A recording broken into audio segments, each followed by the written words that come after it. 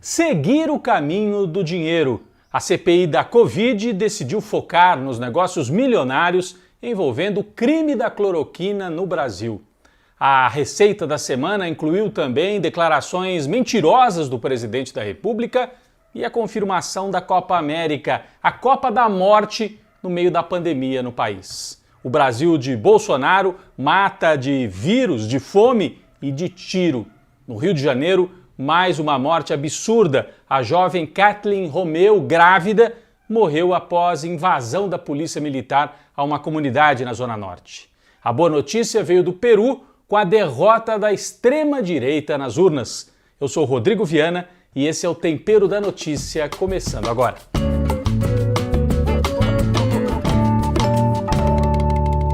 Bom, seguir o caminho do dinheiro. Follow the money, como dizem nos Estados Unidos. Seguir esse caminho do interesse financeiro pode ser a melhor forma para desvendar o crime da cloroquina. Sim, é um crime. Porque, de um lado, existe o crime sanitário, que é oferecer, vender a ideia para as pessoas de que existe uma substância que cura a Covid-19. Não é verdade. A cloroquina serve para outras doenças, não para a Covid-19. E o Bolsonaro virou garoto propaganda dessa substância. Mas além do crime sanitário, pode haver um crime financeiro. Quem é que está ganhando dinheiro com a venda dessa substância em larga escala para o governo federal? Os senadores começaram a investigar, a puxar esse fio e chegaram a 2 laboratórios, um deles coordenado, dirigido por Renato Spalletti, no laboratório Apsen. Ele recebeu empréstimo do BNDES durante o governo Bolsonaro. O BNDES que é presidido por Gustavo Montesano, um amigo de infância de quem? Dos filhotes, dos filhos de Jair Bolsonaro. Então os senadores começaram a puxar esse fio da meada para ver que interesses que existem aí. A comissão aprovou também a quebra de sigilo do ex-ministro Pazuello, general, do ex-ministro Ernesto Araújo, aquele do Itamaraty de barba, e de outros integrantes do chamado gabinete paralelo, do gabinete do ódio de Bolsonaro, para também saber sobre ramificações tanto políticas, nos telefonemas, e depois, quem sabe, ramificações financeiras. Aprovou ainda a condução coercitiva de Carlos Wizard, um dos grandes bilionários brasileiros, dono de várias empresas, cursos de escola de inglês e tal, que fez lobby pelo tratamento precoce, como eles chamam, que é o uso da cloroquina. Vai ter que ir para a CPI, ele está sumido, né? O Bolsonaro, enquanto isso acontece na CPI, resolveu dobrar a aposta. Então ele não recua, ele dobra a aposta, enfrenta. Esta semana ele disse que havia um relatório do Tribunal de Contas da União, o TCU, provando, segundo Bolsonaro, que metade das mortes por Covid no ano passado, na verdade, não eram por Covid. Bom, esse relatório não existe. O Bolsonaro foi desmentido pelo Tribunal de Contas, pela direção do Tribunal de Contas, e descobriram que o que existe é um documento de um auditor que fez uma planilha por conta dele, que não tem base nenhuma, não tem base científica, é uma suposição. Um auditor, mais uma vez, amigo da família Bolsonaro. Então, uma jogada ali dentro do TCU para tentar favorecer e dar um discurso para o Bolsonaro, dizer alguma coisa. Não foi tanta morte assim. O TCU desmentiu. O Bolsonaro, mesmo assim, foi para um evento numa igreja em Anápolis, interior de Goiás, e repetiu essa ideia. Diz que as mortes por Covid, uma parte não estão confirmadas, e, de novo, provocou os chineses. Falou em vírus produzido em laboratório. O embaixador da China já teve que responder de novo, ou seja, ele está brincando com a vida dos brasileiros. Nós temos quase 500 mil de mortes e o Bolsonaro segue brincando com a vida e com as mortes de quem já se foi. Bom, e quando eu falo que o Bolsonaro dobra a aposta, ele esta semana entrou num caminho muito perigoso para todos nós.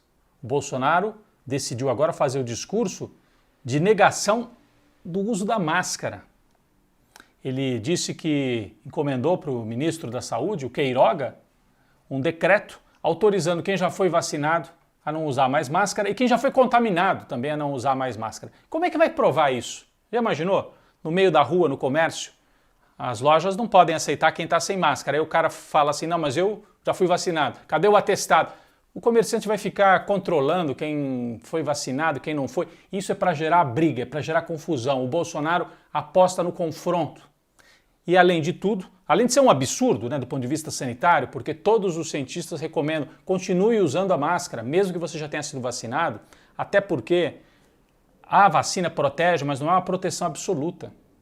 Principalmente porque o Brasil ainda não vacinou muita gente. Nós estamos ainda no começo da vacinação. Então, até você ter 70%, 80% da população vacinada, o vírus está circulando. Mesmo que você tenha sido vacinado 2 vezes, você pode pegar a Covid de novo, de uma forma mais atenuada, né, que não seja tão grave, ou pode pegar de maneira grave também, pode dar um azar e acontecer. Então, o Bolsonaro de novo está brincando e conduzindo as pessoas para a morte. Vamos ficar muito de olho nisso. Além de tudo, é um pouco de cortina de fumaça para que a gente deixe de falar da CPI, das investigações. Ele agora tem 2 cortinas de fumaça.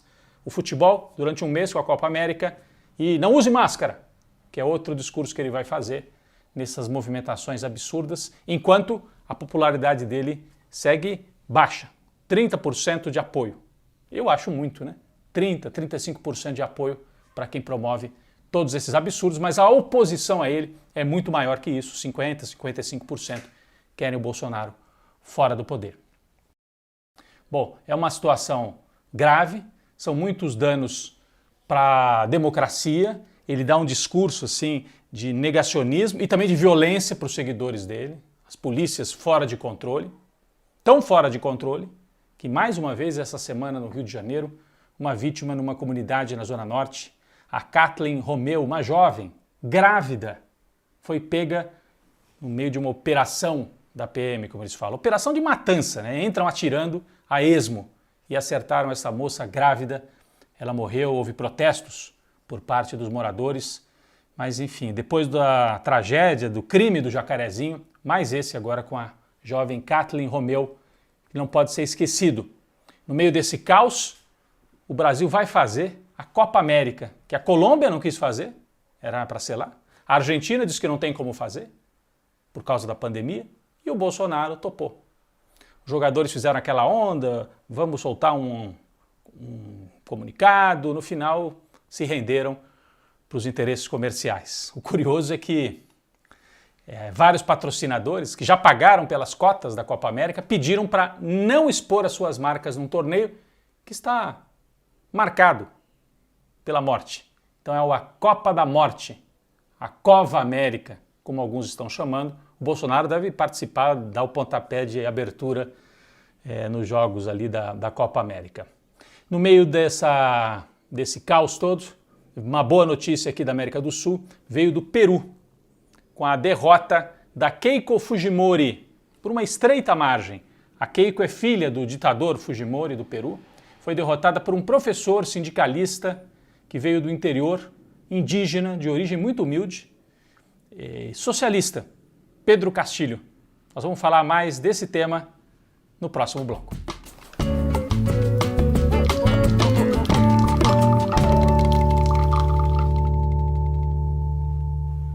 O nosso cafezinho essa semana vai para os camponeses e os mineiros, os trabalhadores, no país vizinho aqui no Peru.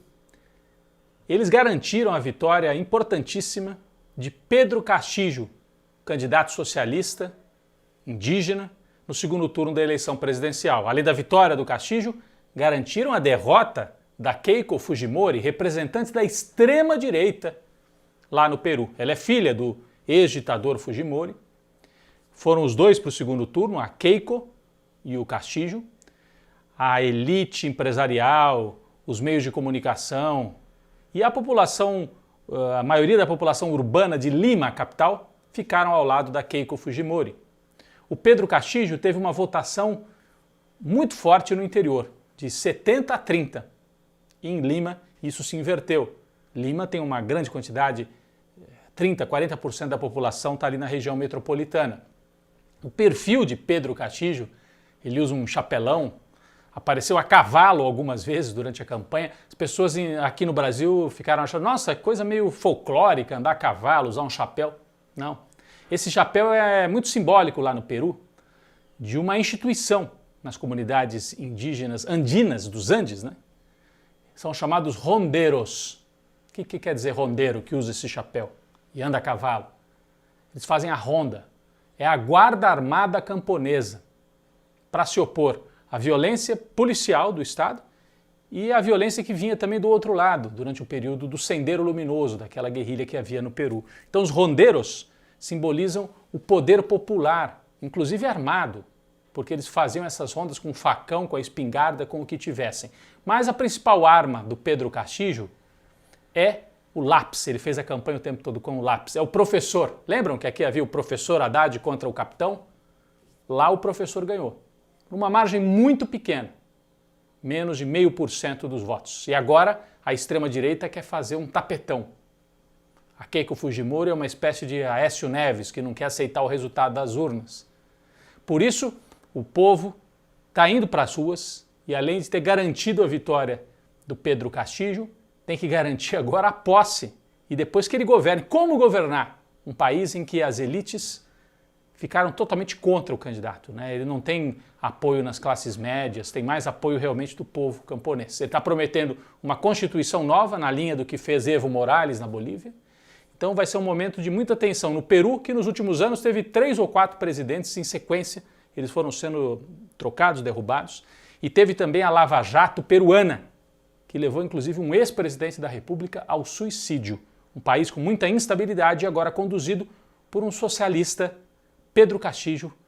Nosso cafezinho para aqueles que lutaram e garantiram essa vitória importantíssima, mostrando uma virada aqui na América do Sul. Um cafezinho para os amigos peruanos.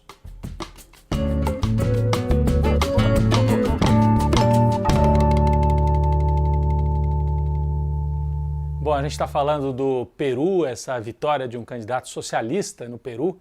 Então vou deixar como sobremesa essa semana, como indicação aí de leitura, dar uma retomada na obra de um autor importante peruano, o José Carlos Mariátegui. Esse aqui, olha, escreveu esse livro Por um Socialismo Indo-Americano e escreveu, bom, várias obras. Essa outra aqui pela editora Expressão Popular, 7 ensaios de interpretação da realidade peruana. O Mariátegui também tinha origem indígena, nasceu no interior do Peru e a obra dele é uma tentativa de fugir daquele pensamento muito centrado na Europa. Ele é marxista, ele usa as ideias de Marx, da luta de classes, mas adapta para a realidade da América Latina e valoriza muito a questão indígena, a questão comunitária. Ele fala até desse princípio ali comunitário dos indígenas, ali poderia haver uma semente de socialismo também. E se contrapõe a um outro marxismo, a uma outra linha marxista que é muito forte na Europa, no século XX, que é aquela ideia do progresso, desenvolver, industrializar, etc. Não, o Mariátegui quer valorizar o que vem dos indígenas. Então, é interessante porque o Pedro Castillo, esse que ganhou a eleição no Peru, se apresenta como um herdeiro de Mariátegui. Vale muito a pena retomar a obra desse autor. Ele morreu jovem, com menos de 40 anos, e fundou uma revista famosa chamada Amauta, em que discutia as questões de cultura e também de política, e foi um dos fundadores do Partido Socialista Peruano, que depois viraria o Partido Comunista Peruano. Então, a nossa sobremesa dessa semana, retomar a obra de Mariátegui no momento em que o Peru vai ser centro do debate político na América do Sul, e a obra do Mariátegui pode nos ajudar a entender o que está acontecendo por lá. Sobremesa para esta semana.